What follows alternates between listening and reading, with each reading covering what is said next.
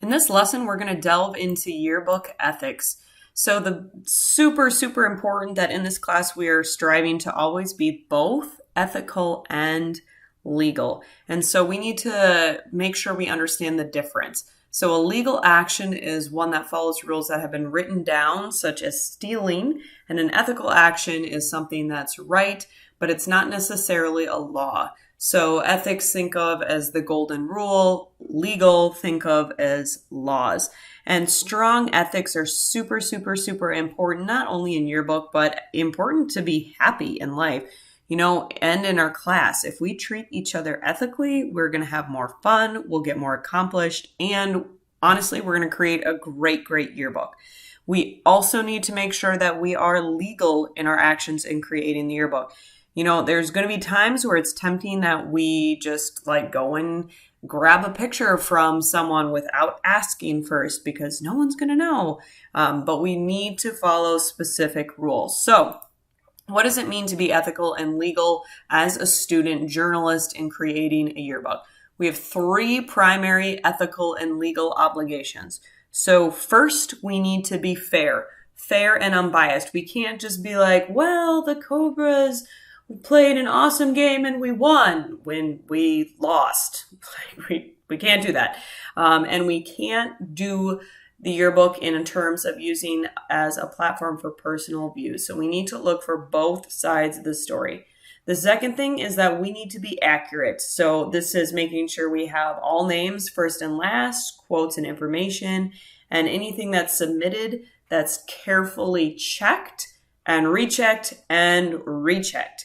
And then number 3, we need to have good taste. So we need to have thoughtful decisions and high standards.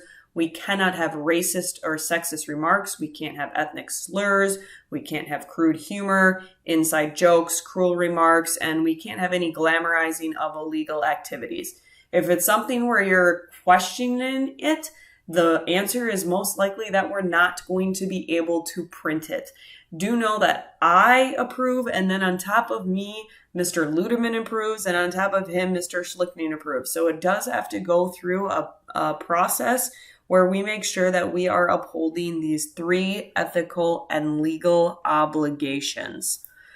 One other thing we need to be considerate is of libel. So libel is when we use a type of speech that's not protected under the U.S. Constitution. So the First Amendment is freedom of speech, but there is a point where if we print something that defames a person's good name and is false, or it's a picture and we identify the person and that harms their reputation, we are in trouble. We cannot do that.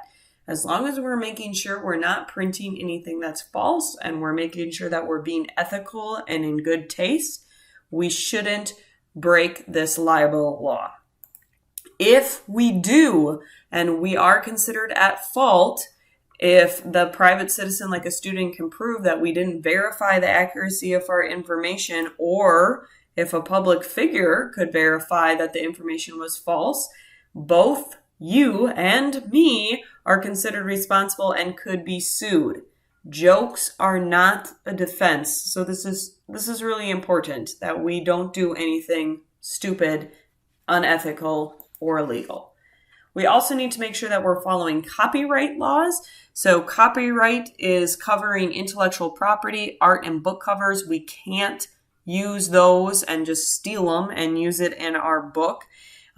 Most of the images that are on the internet are copyrighted. So if we're looking for clip art to use in our books, we need to make sure that we are looking for open source or free images that are not copyrighted.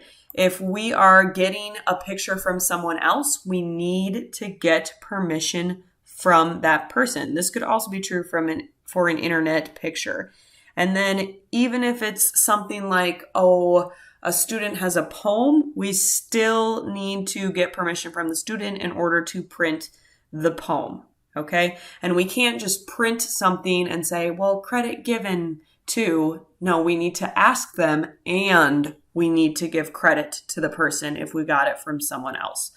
So copyright law protects song lyrics, books, artwork, photographs, music, videos, maps, stamps, games, currency, cartoon characters, movie characters, TV characters, websites, screenshots, software, logos. Again, if we try to use any of this without getting permission or finding the open source version, we are guilty of copyright infringement. And that's a problem because we could be sued or we could be forced to pay for money. So let's just take a look at something and try to figure out whether it's copyright or not. So let's say we take this and we want to use the art and text as our yearbook cover. Can we do this? No, we cannot, because this is exactly Dr. Seuss's cover, and that is protected by copyright law. But we could use small little parts. So we could use, oh, the places you'll go. We can't use that exact same looking picture. And if we wanted to use parts of this to make it legal, we could change the colors, or we could get written permission from Dr. Seuss. We could find a knockoff font. Those are things that we could use and do to make this ethical and not breaking copyright law. So one last thing we need to consider is fair use. Now, fair use allows a person to use photos, music, artwork, or text as long as it's being used for educational purposes. We can't diminish the work in any way. We can't use like all of the work, and the creator can't lose money as a result. Now, this sounds really great, right? Because we're like the yearbook, we're in school, that's an educational purpose. Well, fair use doesn't cover the use of that work in a student newspaper or a yearbook. And that's because we are selling the yearbook and we're trying to make money. So if we want to use a photo, music, artwork from somebody else, again, we always default for asking for permission and providing credit. The only reason or way we could use this inside school and still be covered under fair use is if we were presenting on it. So let's say we took a screenshot of a book cover or someone's picture and said, oh, and we are presenting this to the yearbook class, that's okay, but we can't put it in the actual yearbook before we get permission. So permission, permission, permission, permission, credit, credit, credit, credit, fair and ethical. I have an activity, it's called 1-3, You Be the Judge. It's over on Schoology. And it's to help you think about some different scenarios that might come up in our yearbook. And you can either work on these on your own or you can work on these with another person.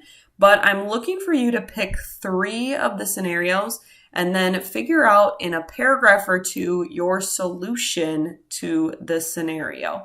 And so what you'll do is you'll open up your document, and then whichever situation you choose, you're going to pick 3 out of these 10, and you can delete the other ones you don't pick. And then I'm looking for 1 to 2 paragraphs outlining your solution and telling me why you would use that solution.